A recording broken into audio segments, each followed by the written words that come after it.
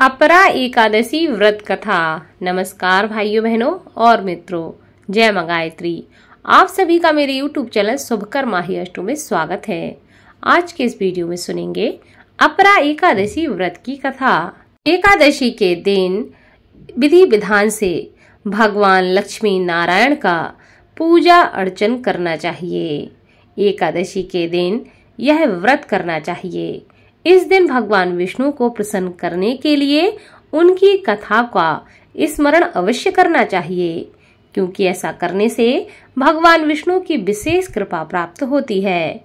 हमारे हिंदू धर्मशास्त्र में एकादशी तिथि का बहुत अधिक महत्व बताया गया है। धार्मिक मान्यताओं के अनुसार यह तिथि भगवान विष्णु को सबसे ज्यादा प्रिय है। इस दिन विधि विधान से भगवान विष्णु की पूजा अर्चना की जाती है। यह तिथि महीने में 2 बार पड़ती है, जो कि एक बार कृष्ण पक्ष में पड़ती है, वहीं दूसरी तिथि शुक्ल पक्ष में पड़ती है। साल में कुल मिलाकर 24 एकादशी पड़ती है। ज्येष्ठ माह कृष्ण पक्ष में पड़ने वाली एकादशी तिथि को अपरा एकादशी के नाम से जाना जाता है। इस साल जो एकादशी है यह 2 जून और 3 जून दोनों दिन पड़ रही है। पौराणिक कथा के अनुसार एक बार युधिष्ठिर भगवान कृष्ण से कहने लगे कि हे भगवान, ज्येष्ठ कृष्ण एकादशी का क्या नाम है तथा इसका महात्म्य क्या है, सो कृपया करके बताइए। भगवान श्री कृष्ण कहने लगे कि हे राजन, यह एकादशी अचला तथा अपरा 2 नामों से जानी जाती है। पुराणों के अनुसार ज्येष्ठ कृष्ण पक्ष की एकादशी अपरा एकादशी के नाम से जानी जाती है, क्योंकि यह अपार धन देने वाली है। जो मनुष्य इस व्रत को करते हैं वे संसार में प्रसिद्ध हो जाते हैं। इस दिन भगवान त्रिविक्रम की पूजा की जाती है। अपरा एकादशी व्रत के प्रभाव से ब्रह्म हत्या, भूत योनि, दूसरों की निंदा आदि जैसे समस्त पाप नष्ट हो जाते हैं। इस व्रत के करने से परस्त्री गमन, झूठी गवाही देना, झूठ बोलना, झूठे शास्त्र पढ़ना या बनाना, झूठी ज्योतिषी बनना या झूठा वैद बनना आदि जैसे समस्त प्रकार के पाप नष्ट हो जाते हैं।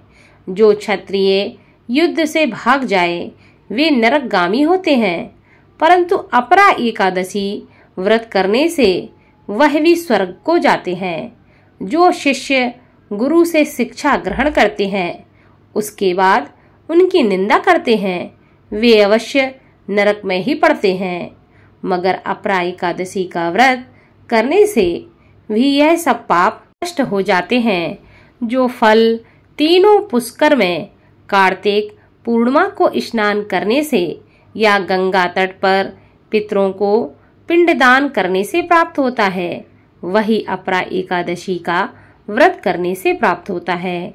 मकर के सूर्य में प्रयागराज के स्नान से, शिवरात्रि का व्रत करने से, सिंह राशि के बृहस्पति में गोमती नदी के स्नान से, कुंभ में केदारनाथ के दर्शन से और बद्रीनाथ के दर्शन से, सूर्य ग्रहण में कुरुक्षेत्र में स्नान करने से, स्वर्ण दान करने से अथवा आद्र प्रसूता गोदान से जो फल प्राप्त होता है वही फल अपरा एकादशी व्रत करने से मनुष्य को प्राप्त हो जाता है। यह व्रत पाप रूपी वृक्ष को काटने के लिए कुल्हाड़ी के समान कार्य करता है। पाप रूपी ईंधन को जलाने के लिए अग्नि, पाप रूपी अंधकार को मिटाने के लिए सूर्य के समान, मृगों को मारने के लिए सिंह के समान है। अतः मनुष्य को पापों से डरते हुए इस व्रत को अवश्य करना चाहिए और जीवन में दोबारा से पाप नहीं करना चाहिए। अपरा एकादशी का व्रत भगवान विष्णु का पूजन करने से मनुष्य सब पापों से छूटकर अंत में विष्णु लोक को प्राप्त होता है। भगवान कृष्ण कहते हैं, तो मैं तुम्हें इसी व्रत की एक कथा सुनाता हूँ। एक समय एक राज्य में महीध्वज नामक राजा राज्य करता था। उसका एक छोटा भाई भी था जिसका नाम व्रजध्वज था, जो कि बेहद अधर्मी और पापी व्यक्ति था। वह अन्याय के मार्ग पर चलने वाला, अपने भाई महीध्वज से द्वेष करने वाला, हर व्यक्ति से ईर्ष्या और जलन रखने वाला था। एक बार व्रतध्वज ने अपने भाई के खिलाफ षड्यंत्र रचा और उसकी हत्या कर दी।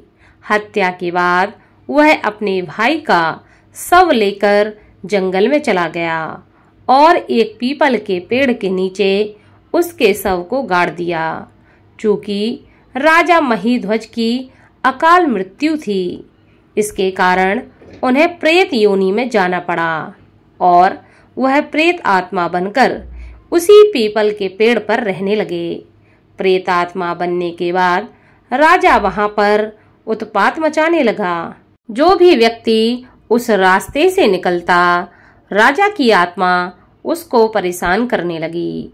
एक दिन एक ऋषि उसी रास्ते से गुजर रहे थे।